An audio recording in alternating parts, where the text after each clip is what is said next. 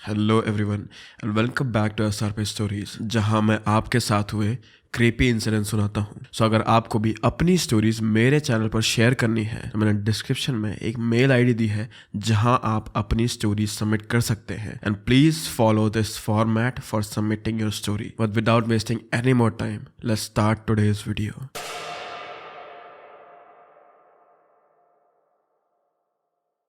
अगर तुम एक इंडियन हो तो तुम लोगों ने इन 3 जगह घूमने का पक्का प्लान बनाया होगा: लद्दाख, गोवा और हिमाचल। यंगस्टर्स में जितने भी लोग कॉलेज में हैं और जितने भी लोग वर्किंग स्पेस में हैं, उन सब में ये 3 जगह बहुत ही ज्यादा फेमस है। People go there with their friends to experience life, they go there to make memories. पर इमेजिन करो कि अगर तुम एक दिन अपने दोस्तों के साथ इनमें से एक ट्रिप पे हो, स्पेसिफिकली अगर तुम लोग हिमाचल की ट्रिप्स में हो और वहां के किसी एक ऐसे अर्बन लेजेंड वाली कहानी जो तुम्हारे वहां आने पर सच हो जाए, तुम्हें हॉन्ट करे और तुम्हें डरा दे, तो उस सिचुएशन में तुम क्या करोगे? मेरा नाम प्रियंका है और मैं पिछले साल अपनी 3 फ्रेंड्स के साथ हिमाचल घूमने गई थी। हम लोग बहुत ज़्यादा टाइम से वेट कर रहे थे इस चीज़ के लिए कि कब हम साथ में घूमने जाएंगे, पर हमारे स्केड्यूल की वजह से ऐसा होने के चांसेस बहुत कम थे। हम सब ही या तो कॉलेज या फिर जॉब्स में बिजी थे। So going on this trip was a miracle to us. हम बैठे बस में और निकल गए हिमाचल की वादियों की तरफ। It is a fresh experience, let me say that. City से हिमाचल की साइड घूमना बहुत ही ज़्यादा अलग है, which I am sure that you know about। यहाँ की वादियाँ, यहाँ के पेड़, यहाँ के रास्ते तुम्हें बस खींच ले आते हैं। हिमाचल पहुँचने से पहले हम लोगों ने एक होटल बुक करा था जहाँ पर हम 4 दिन और 3 रातों के लिए रुकने वाले थे। तो हिमाचल पहुँचते ही हमने सबसे पहले अपना सामान यहाँ रखा, जिसके बाद हमारे गाइड ने हमें पिक करा और हमें हिमाचल घुमाने लगा। नाउ हमारी ट्रिप शायद से बाकी लोगों की ट्रिप से थोड़ी अलग है, because I know this thing कि बहुत सारे लोग हिमाचल घूमने जाते हैं, पर हमारा मेन इवेंट ट्रैकिंग और केव्स को एक्सप्लोर करना था। We wanted to learn about the history of Himachal, जो कि हमें बाजार में नहीं मिलती। इसीलिए हम इधर उधर घूमते रहे, लोकल लोगों से बातें करते रहे और उनकी निजी जिंदगी के बारे में जानते गए। इसी दौरान हमें एक बूढ़ी दादी मिली जिन्होंने हमें अपनी कहानी बताई, स्पेशली देयर लव स्टोरी। उन्होंने हमें बताया कि कैसे वो अपने हस्बैंड से मिली थी। कोलकाता में उन्होंने शादी करी और घर वालों के ना मानने की वजह से वो दोनों हिमाचल भाग के आ गए। Her husband was dead now और वो यहाँ गाय चराने का काम करती थी। उनके हस्बैंड की डेथ शादी के कुछ साल बाद ही हो गई थी, पर उन्होंने कभी भी दोबारा शादी नहीं करी, जिस बात ने मुझे बहुत इंस्पायर करा। वापस होटल में जाते हुए भी मैं बस इसी कहानी के बारे में सोच रही थी जब हमें एक दूसरा टूरिस्ट ग्रुप मिला और हमारा ग्रुप उनके ग्रुप के साथ मर्ज हो गया। रात में हम सब लोगों ने बॉन फायर के सामने ड्रिंक्स पीना शुरू करा। I mean we were here to have fun, so why not. हम दोनों ग्रुप एक दूसरे से बातें कर रहे थे, एक दूसरे की जॉब्स के बारे में जान रहे थे, एक दूसरे के बारे में जान रहे थे। तभी अचानक वही बूढ़ी आंटी हमारे होटल के सामने आ गई। I was a little bit surprised कि इन्हें कैसे पता चला हम यहाँ रहते हैं, पर फिर भी उन्हें मेरा नाम याद था और वो मुझे पुकार रही थी।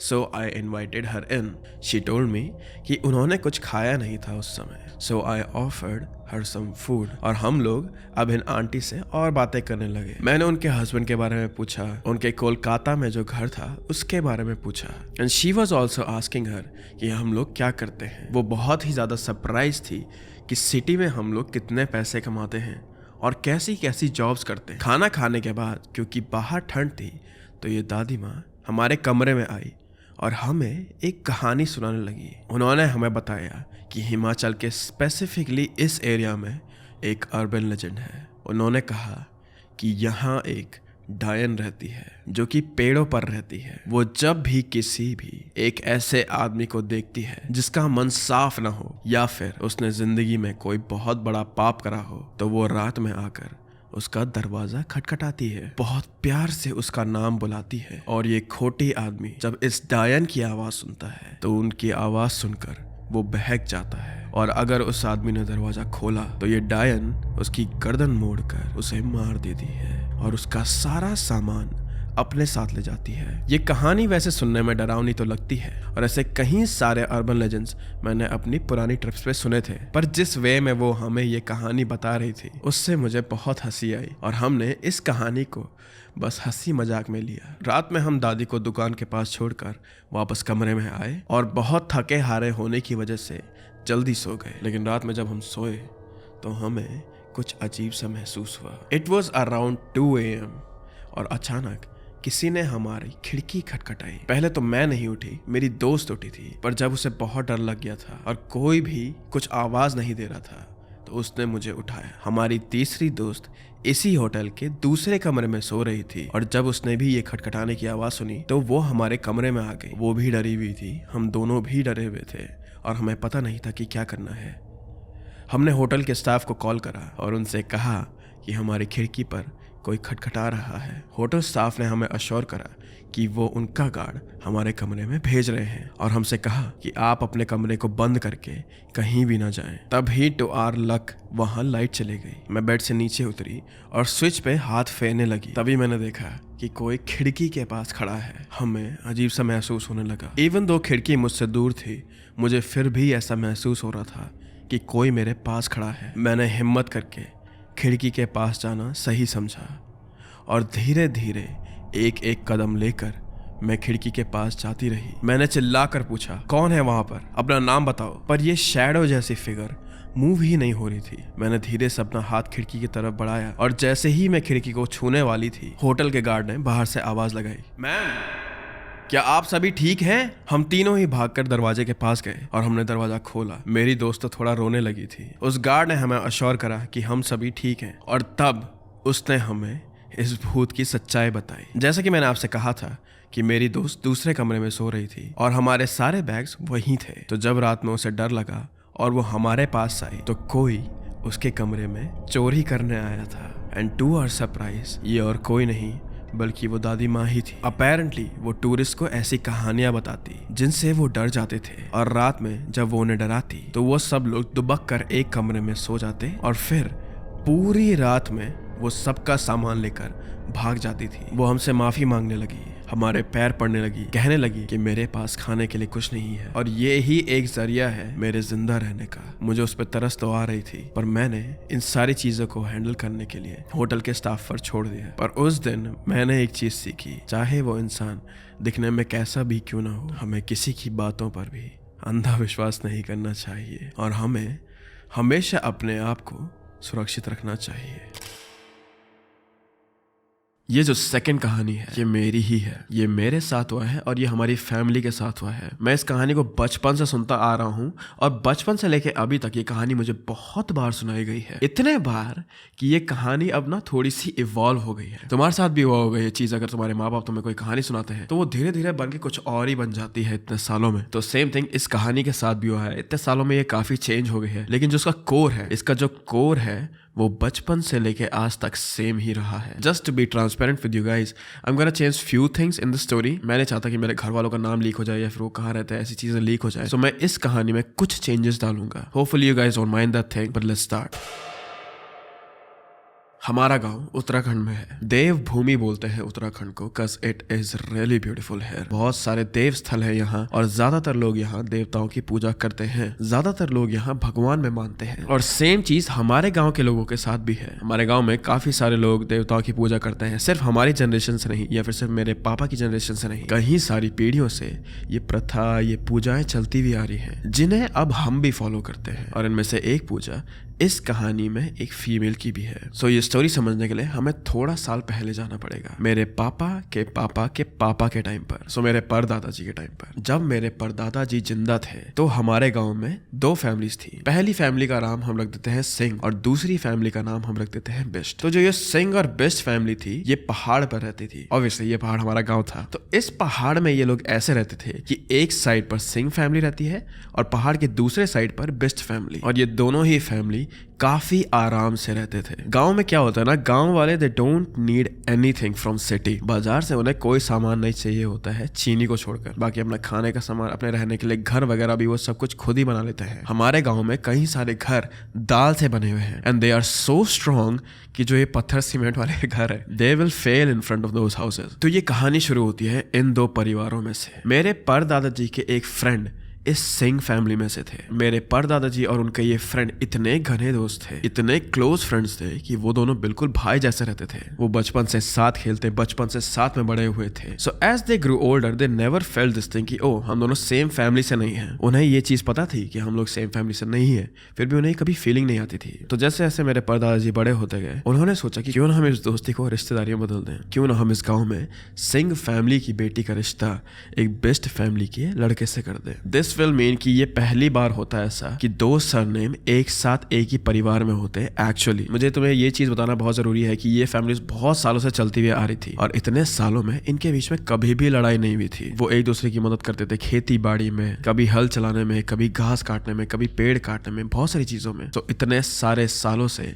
साथ में रहते रहते इन दोनों फैमिलीज में प्यार हो गया था। भले ही वो रहते इस पहाड़ के दो ऑपोजिट साइड में थे, लेकिन फिर भी उनमें प्यार बहुत ज्यादा घनिष्ठ था। तो जब मेरे परदादाजी ने ये प्लान अपने दोस्त को प्रपोज करा तो उन्होंने हाँ कह दिया। अब शुरू होती है असली कहानी। तो मेरे परदादाजी के दोस्त ने सच में एक लड़की चूज करी जो उनकी फैमिली से ही थी और इस कहानी के लिए हम इन लेडी का नाम कामनी रख देते हैं। तो कामनी जी आपकी एक टिपिकल विलेजर थी। वो घास के लिए जाती, वो गायों को चराने जाती, वो बकरियों को चराने जाती, खेती बाड़ी करती, घर का काम करती है ना, हर एक चीज को संभालती। और जब उनके फादर खेत से वापस आते तो वो उनके लिए खाना बनाती थी। Pretty simple life but a very noble life. ये इसीलिए ऐसा होता है कि जितने भी लोग गांव में रहते हैं उन्हें कोई ज्यादा दुख नहीं होते हैं, क्योंकि उन्हें और कोई ज्यादा चीजें चाहिए ही नहीं, उनकी ग्रीड इतनी नहीं होती है, इसलिए उन्हें दुख भी नहीं होते हैं। सो कमिंग बैक टू कामिनी जी, कामिनी जी एक बहुत ही अच्छी लड़की थी। वो बहुत भोली थी, वो बहुत सुशील थी। जो भी आदमी उनसे प्यार करता या उनसे शादी करता वो बहुत खुश रहता। ऐसा स्वभाव था कामिनी जी का। वो अपनों से बड़ों की बहुत रिस्पेक्ट करती थी। तो जब मेरे परदादाजी के दोस्त ने उन्हें ये प्रपोजल दिया कि क्या हम तुम्हारी शादी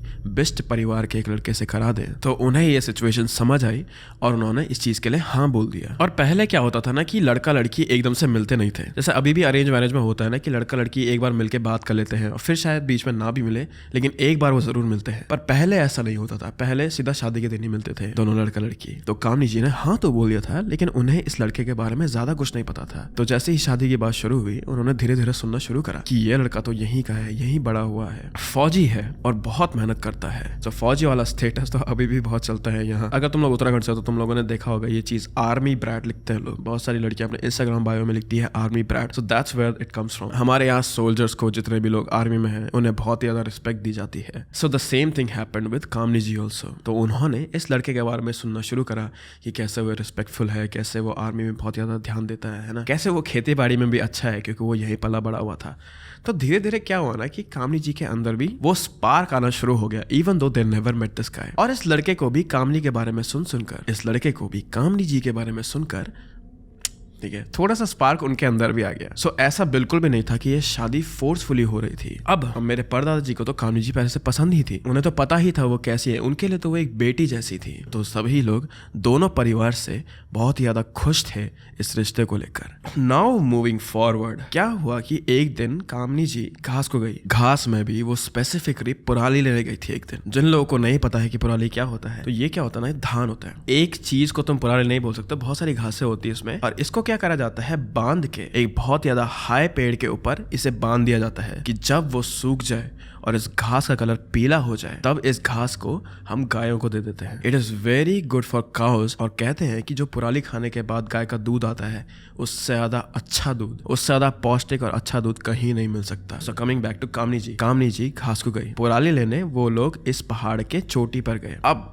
ये पहाड़ कैसा था कि इट इज वेरी स्टीप, बहुत ही ज्यादा स्टीप था। यहाँ सिर्फ एक गांव वाला आदमी ही चल सकता है। मैं ये एक्सपीरियंस से कह रहा हूँ क्योंकि मैंने ये जगह देखी है। यहाँ पे एक मिसस्टेप और इसका मतलब ये होता है कि तुमने अपनी जान से हाथ खो दिया। तो कामनी जी ने कंडी में घास डाली हुई थी। वो इस माउंटेन के एकदम चोटी पर गए, एकदम पीक पे गई, और वो अपनी दोस्त के साथ ही उस टाइम पर, उनकी दोस्त भी अपने गाय के लिए घास लेने गई थी। तो ये एकदम चोटी पे गए और ये लोग ना सबसे ऊंचा पेड़ ढूंढने लग गए कि जहां पे पुराली बांध कर वो जल्दी सूख जाए। नॉर्मली इस घास को सूखने में 2-3 हफ्ते लगते हैं, लाइक प्रॉपरली सूखने में 2-3 हफ्ते लगते हैं। तो अगर इसे और ऊपर बांधा गया तो वो 2-3 हफ्ते से कम टाइम में भी सूख सकती है, ऐसा होता है। तो क्या हुआ कि कामनी जी की दोस्त ने एक बहुत ही ज्यादा ऊंचा पेड़ ढूंढा, ठीक है, और इस पेड़ पे चढ़ना भी आसान था क्योंकि उसमें से छोटी छोटी टहनी निकली हुई थी। तो कामनी जी की दोस्त इस पेड़ पे चढ़ने लगी, और जब उनकी दोस्त इस पेड़ पे चढ़ रही थी तो कामनी जी ने पुराली बांधना शुरू करा जमीन पे ही, और फिर उन्होंने देखा कि उनके सामने पे भी एक बहुत ही ऊंचा पेड़ है। पर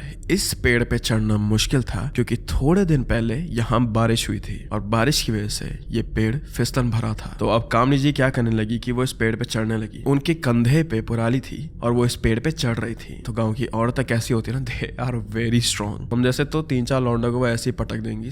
तो वो चढ़ने लगी पुराली के साथ इस पेड़ पे, और उन्होंने एक टहनी पे अपना पैर रखा। उन्होंने अपने कंधे से पुराली निकाली, और जो उनके हाथ में दरांती थी, दरांती मीन्स कि जिससे तुम घास काटते हो, इस शेप लाइक दिस, तो उससे घास आसानी से कट जाती है, ठीक है। तो एक हाथ से उन्होंने पुराली निकाली और एक टहनी पे टांगी, और फिर उस टहनी को पकड़ लिया ताकि वो गिरे ना। उनके पैर अभी भी पेड़ की दूसरी टहनी पे है, इन द सेंस कि नीचे से दूसरी टहनी पर है। और फिर उन्होंने दूसरे हाथ से अपनी दरांती ली और उसे जोर से पेड़ पे मारा ताकि वो वहां अटक जाए। होपफुली तुम लोग ये चीज विजन कर पा रहे होगे, cause I don't have the pictures। अब क्या हुआ, कामनी जी इस पुराली को निकाल के पेड़ के ऊपर बांधने लगी, और इस चीज को बांधने के लिए भी उन्होंने पुराली का ही यूज करा। सो इमेजिन करो कि एक हरी घास जो बहुत ज्यादा लंबी है और सिलेंड्रिकल वे में है, उससे ही उन्होंने दूसरी घास को बांधना शुरू कर दिया। अब वो इस घास को इस पेड़ पर बांध रही थी। उन्होंने पहली बार बांधा, दूसरी बार बांधा। इस बीच क्या हुआ ना, बारिश आना शुरू हो गया। अब जब बारिश आना शुरू हुआ तो कामनी जी की दोस्त ने उनसे कहा कि चल अब यहाँ से चल, इसको हम कल आके बांध लेंगे, लेकिन बारिश हो रही है और शाम भी है तो हमें यहाँ से चलना चाहिए। कामनी जी ने भी सोचा ठीक है, अब हम यहाँ से चल लेते हैं। तो उन्होंने नीचे उतरना शुरू करा। उन्होंने जैसे ही अपना एक पैर नीचे रखा,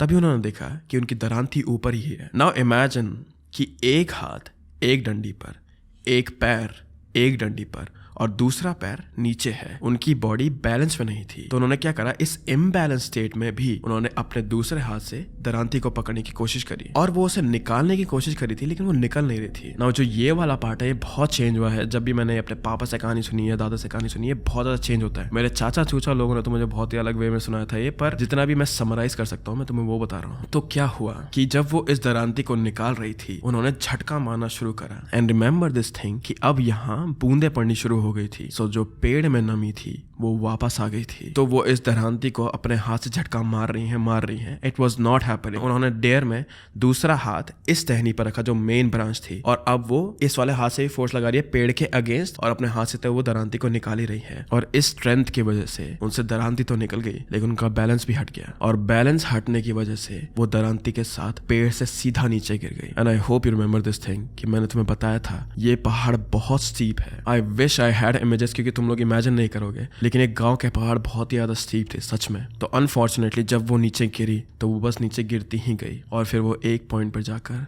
रुक गई। अब कामनी जी की दोस्त ने इस आवाज को सुन लिया था, और बिना देखे उन्हें यह पता था कि कामनी नीचे गिर गई है। और क्योंकि वो इतनी हाइट से नीचे गिरी थी तो उन्हें यह भी पता था कि कामनी जी अब नहीं बची होंगी। तो डर के मारे, तो क्या हुआ कि डर के मारे और हड़बड़ाहट में उनके दिमाग में कुछ आया नहीं। नाउ जो ये पेड़ थे जहाँ पे कामनी जी और उनकी दोस्त थी, वो था हमारे परिवार के, ठीक है, बेस्ट परिवार की साइड में। तो उनकी दोस्त बिना कामनी जी की बॉडी देखे हुए भागी हमारे परदादा के पास, और उन्होंने उन्हें सब कुछ बताया कि कामनी जी गिर गई है and she is probably dead. तो मेरे परदादा जी उनके अपने भाई के साथ भागे कामनी जी को लेने के लिए। जैसे ही वो वहां पहुंचे तो उनका पैर भी स्लिप हो रहा था, लेकिन फिर भी वो और उनके भाई इनको ढूंढने लगे। इतने देर में क्या हुआ कि ये न्यूज हमारे परिवार की साइड और भी ज्यादा फैल गई, और मर्द वहां पहुंच गए। अब ये सभी लोग रात के टाइम पर एक लड़की की बॉडी ढूंढ रहे हैं, वो भी बारिश में। तो उन्होंने बहुत ढूंढा पर कुछ नहीं मिल रहा था। पर तभी क्या हुआ, तो इमेजिन करो कि बहुत सारे लड़के ऐसे स्प्रेड हो रहे हैं पहाड़ में। कोई आगे है, कोई पीछे है, कोई इधर जा रहा है, कोई उधर ढूंढ रहा है। तो मेरे परदादाजी ऑलमोस्ट गिव अप करने वाले थे और वो ये कहने वाले थे कि कल सुबह आएंगे हम जब बारिश नहीं हो रही होगी। लेकिन तभी अचानक उनके भाई की उन्हें आवाज आई, भैया हमें कामनी मिल गई है। तो मेरे परदादाजी भाग के गए वहां पे। उन्होंने कामनी जी को देखा और अंधेरे में उन्हें ये लगा कि शी वॉज डेड। उनमें काफी ज्यादा चोटें लगी थी और उनसे खून भी आ रहा था। तो ही thought that she was dead. तो उन्होंने उन्हें गोद में उठाया और वापस हमारे घर की साइड ले गए। अब जो हमारे गांव का घर है वहां पे कैसा है कि वहां पे ना एक चट्टा है। आई डोंट वांट टू से द स्पेसिफिक जगह का नेम क्योंकि इट विल बी डिसरिस्पेक्टफुल, पर वहां पे ऐसा मान लो कि प्लेन ग्राउंड टाइप का है। बहुत ज्यादा बड़ा नहीं, इस कमरे बराबर होगा, लेकिन वहां पे एक प्लेन ग्राउंड है। तो उन्होंने एक लड़के को बोला कि जाओ सिंह परिवार में मेरे दोस्त को ये बता के आओ कि कामनी के साथ ऐसा ऐसा हुआ है। पर अब रात हो गई थी और बहुत सारे लोग वहां पे थे। तो मेरे परदादाजी ने ये डिसीजन लिया कि हम इस लड़की को दफना देते हैं खेत में, इस चट्टे में हम इस लड़की को दफना देते हैं। और वो ही हुआ। उन्होंने कामनी जी की बॉडी को पकड़ा, गड्ढा खोदा और उनकी बॉडी को दफनाना शुरू करा। जैसे जैसे वो कामनी जी की बॉडी को जमीन में रख रहे थे तो उन्हें ये रियलाइज हुआ कि उन पे काफी ज्यादा चोट आई है। उनका हाथ टूट गया था, उनके पैर टूट गए थे। And I think I have heard this thing, पर शायद से उनके पैर में से हड्डी भी बाहर आ रही थी। अगेन ये कहानी बहुत सालों से सुन रहा हूँ मैं, सो ये बहुत चेंज हुई है, लेकिन आई थिंक उनका पैर बहुत ही गंदे तरीके से टूट गया था। तो उन्होंने उससे जमीन में रखा, उनके खून के ऊपर मिट्टी लगाई और अब उनकी बॉडी को वो मिट्टी से भरने लगे। तो उन्होंने पैर से भरना शुरू करा और जैसे ही वो छाती पे पहुंचे कामनी जी ने एक सांस छोड़ी। कामनी जी की बॉडी जो जमीन के अंदर थी और मिट्टी से भरी हुई थी, उसने एक सांस छोड़ी। She was not dead, she was about to die. अब चीज ये हुई कि मेरे परदादाजी डर गए। उनके दिमाग में कुछ आया ही नहीं कि क्या करा जाए यहाँ पे, क्योंकि ऐसी सिचुएशन में किसको पता होता है कि क्या करना है ना। तो उन्होंने सोचा कि अगर मैं इस लड़की को अब बाहर निकालता हूँ तो गांव से इसे नीचे ले जाने में पूरा एक दिन लग जाएगा। गांव से नीचे मतलब कि हमारे गांव से नीचे जो शहर था वहां पहुंचने में डॉक्टर के पास इसे पूरा एक दिन लग जाएगा और तब तक ये नहीं बच पाएगी और दर्द में रहेगी। या फिर हम ये कर सकते हैं कि इस लड़की को हम सच में यहीं पे मुक्ति दिला दें। And I am 100% sure that you have guessed कि उन्होंने क्या करा। तो उन्होंने इस अधमरी लड़की को सच में दफना दिया। It still gives me chills, this story still gives me chills, क्योंकि मेरे को पता है, मैं इतने टाइम से सुन रहा हूँ ये कहानी है ना, बट इट लाइक स्कैर्स मी। अब क्या हुआ कि सिंह परिवार के लोग भी यहाँ पर आए, लेकिन बेस्ट फैमिली में किसी ने भी उन्हें ये नहीं बताया कि उनकी बेटी अभी भी जिंदा थी। तो सिचुएशन ये थी कि पूरा बिस्ट परिवार इस चट्टे पे खड़ा है। सिंह फैमिली भी वहां पे आ गई है एंड दे आर मोर्निंग। वो रो रहे हैं, जमीन पे पटक रहे हैं, बहुत ही ज्यादा रो रहे हैं। और मेरे परदादाजी अपने दोस्त को मतलब सहला टाइप कर रहे हैं, राइट। ही इज सेइंग कि B strong, it was an accident और ये हमारे कंट्रोल में नहीं था। उन्होंने उन्हें ये कहा। तो कुछ दिन बीते, कुछ हफ्ते बीते, कुछ महीने बीते, पर धीरे धीरे करके सिंह फैमिली ने इस बात को एक्सेप्ट कर लिया। कामनी जी के जो फादर थे और कामनी जी के जो मॉम थी, उन्होंने भी इस बात को एक्सेप्ट करना शुरू कर दिया था कि हमारी बेटी एक एक्सीडेंट में मर गई। लेकिन यहाँ से स्टार्ट हुआ कामनी जी का लोगों को परेशान करना। और मुझे नहीं पता कि तुम लोग इस बात को मानोगे कि नहीं मानोगे, लेकिन कहते हैं ऐसा, ठीक है, कि जिस आदमी की इच्छाएं पूरी नहीं होती है जिंदगी में, वो स्वर्ग या नर्क में नहीं जाता। वो इसी संसार में हमारे साथ ही भटकता रहता है, दूसरे लोगों के साथ। तो कामनी जी भी अपेरेंटली ऐसा ही कर रही थी। वो ये कर रही थी कि वो दूसरे लोगों के शरीर में घुस जाती, उन्हें परेशान करती, उन्हें बीमार करती, जब तक तुम एक बकरी की बलि नहीं चढ़ाते उनके लिए। और ये चीज बहुत साल तक चलती रही। तो कामनी जी ने इस पूरे गांव में हर एक फैमिली को परेशान कर रखा था। और ज्यादातर कामनी जी छोटे बच्चों पर लगती थी, स्पेशली छोटे लड़कों पर। छोटे लड़कों पर मैं इसलिए कह रहा हूँ क्योंकि इस चीज की पूजा मेरे लिए भी हुई थी। तो कहते थे कि जिस रास्ते में वो दफनाई गई थी, उस रास्ते से अगर तुम रात को जाओ और तुम्हें थोड़ा सा भी झस मतलब कि तुम्हें थोड़ा सा भी डर लगे या तुम्हारी बॉडी कांपे या तुम्हें कुछ ऐसा एहसास हो कि तुम्हारे पास कोई है, तो इनका भूत तुम्हारी बॉडी में आ जाता था। तो वो हर घर के बच्चे को परेशान करती, जिसकी वजह से वो पूरी की पूरी फैमिली परेशान हो जाती। एंड छोटे में मैं भी बहुत बीमार रहता था। मैं इतना बीमार रहता था कि जहां मैं स्कूल जाता था वहां पे मेरी अटेंडेंस हाफ थी। And I loved going to school उस टाइम पे। तो सोच लो कि कितनी खराब सिचुएशन थी मेरी। मेरे पापा लोग मुझे हर हफ्ते हॉस्पिटल ले जाते थे, मेरी पूजा करवाते थे, मेरा झाड़ फूक करवाते थे, कुछ भी ठीक नहीं होता था अनटिल वी डिड दिस बकरी वाला पूजा। उसके बाद से मुझे आज तक इतनी ज्यादा प्रॉब्लम नहीं हुई है। मतलब हर हफ्ते मैं बीमार पड़ रहा हूँ, मेरे पे दाने हो रहे हैं, मेरी बॉडी में चोटें लग रही है, पता नहीं क्या क्या होता रहता था मेरे साथ भी। So that is why I believe in the story, क्योंकि उन्हीं की वजह से मुझे ये हो रहा था। पर मेरी बात छोड़ते हैं, हम वापस आते हैं उस टाइम पर। क्या हुआ कि इस भूत ने हमारे गाँव में लोगों को परेशान करना शुरू कर दिया। हर एक आदमी इस गाँव में परेशान था और अभी तक भी परेशान है, सिवाय एक के, और वो थी कामनी जी की मम्मी। कामनी जी जब जिंदा थी तो अपनी माँ से बहुत प्यार करती थी, इतना प्यार करती थी कि वो दिन का ज़्यादातर टाइम उन्हीं के साथ बिताना पसंद करती थी। तो जब कामनी जी की मौत हुई तो मैंने बताया था कि हमारे परिवार वालों ने बताया नहीं था सिंह परिवार को कि ऐसे ऐसे मर गई है वो, ठीक है, कि वो स्टिल जिंदा थी। कामनी जी की मदर को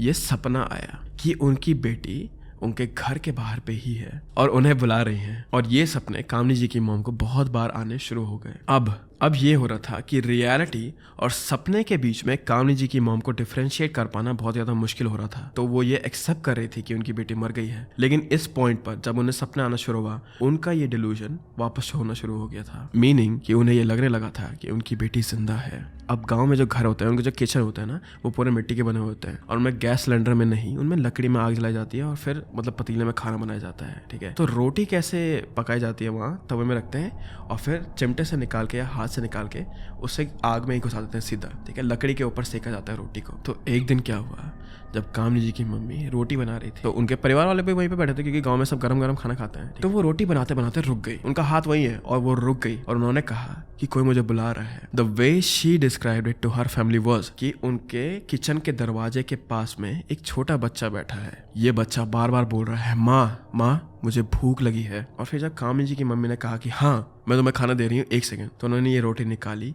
और रोटी बाहर फेंकी। इससे पहले उनकी पूरी फैमिली में किसी को भी कुछ आवाज नहीं आई थी, लेकिन जैसे ही कामनी जी की मॉम ने रोटी बाहर फेंकी, उन्हें किसी बच्चे की भागने की आवाज आई। सभी फैमिली वाले डर गए थे, क्योंकि गांव में लाइट वगैरह तो थी नहीं उस टाइम पे। तो the only light source in this room, in this kitchen was this आग। और जैसे उन्होंने ये रोटी बाहर फेंकी तो हाथ के हवा की वजह से, और मे बी किसी और वजह से, बट आई एम गेसिंग कि हाथ की हवा की वजह से ये आग अब ऐसे हिलने लगी और कम हो गई। तो पहले तो एक तो आग का कम होना, फिर दूसरा कमरे के बाहर से इतनी रात में एक बच्चे के भागने की आवाज आना, तो ये पूरी फैमिली डर गई। पर ज्यादा ना सोचते हुए किचन में खाना खाकर किचन के रास्ते से ही वो लोग अपने कमरे में सोने चले गए। सुबह जब कामनी जी के डैड उठे तो उन्होंने देखा कि बाहर पे रोटी का एक बहुत छोटा सा टुकड़ा था। और तुमने कभी देखा है बच्चे कैसे रोटी तोड़ते हैं उससे साथ में रखते हैं, फिर दोबारा तोड़ते हैं, फिर उन 4 पीस को साथ में रखते हैं। तो ये रोटी का पीस ऐसे टूटा हुआ था। तो अब कामनी जी के डैड और मेरे परदादा जी के दोस्त को ये पता था कि कुछ ना कुछ गड़बड़ है। उन्हें ये भनक लग गई थी कि हमारी फैमिली ने उनकी फैमिली से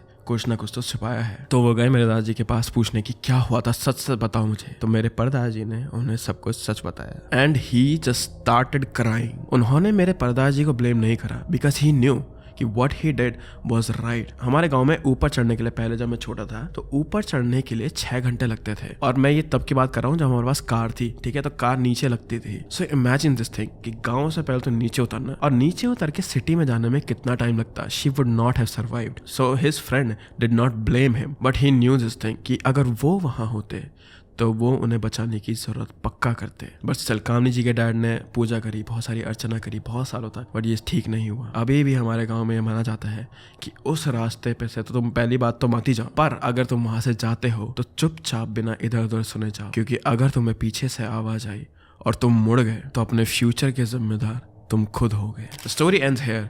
पर अगेन जैसे कि मैंने बोला है कि ये स्टोरी मैं बचपन से सुनते हुए आ रहा हूँ, तो ये स्टोरी बचपन में इतनी ज़्यादा क्रेजी नहीं थी, लेकिन सुनते आते आते ये बहुत ज़्यादा इवॉल्व हो गई है। एंड मैंने भी स्टोरी में कुछ पार्ट चेंज करे हैं, to be honest. But I really wish कि मैं अपने गाँव जा पाता और तुम्हें वो फोटो दिखा पाता, because that area at night scares me still. और मैं तो इन सारी चीज़ों में ज़्यादा बिलीव भी नहीं करता हूँ, सो या। बट आई होप कि तुम्हें मेरी ये स्टोरी अच्छी लगी होगी। And the reason why I am telling you the story is कि तुम्हें ये फॉर्मेट में मुझे स्टोरीज देनी चाहिए। Please guys don't submit me fake stories और डोंट सबमिट मी 2 लाइन्स का स्टोरीज, ठीक है। मैं तुम्हारी 2 लाइन को कैसे सुनाऊंगा, प्लीज ट्राई टू अंडरस्टैंड। तो अगर आपके पास कोई सच्ची डिटेल स्टोरी है then please send them to me. और अगर तुम्हारे पास नहीं है कोई स्टोरीज तो दूसरे लोगों की स्टोरी सुनो, it's fine. Well I hope you guys are happy and I hope you guys are taking care of yourself. Hope you like this video. I think this will be my longest video अभी तक की, but I hope you like it and I will see you again very soon. Bye bye.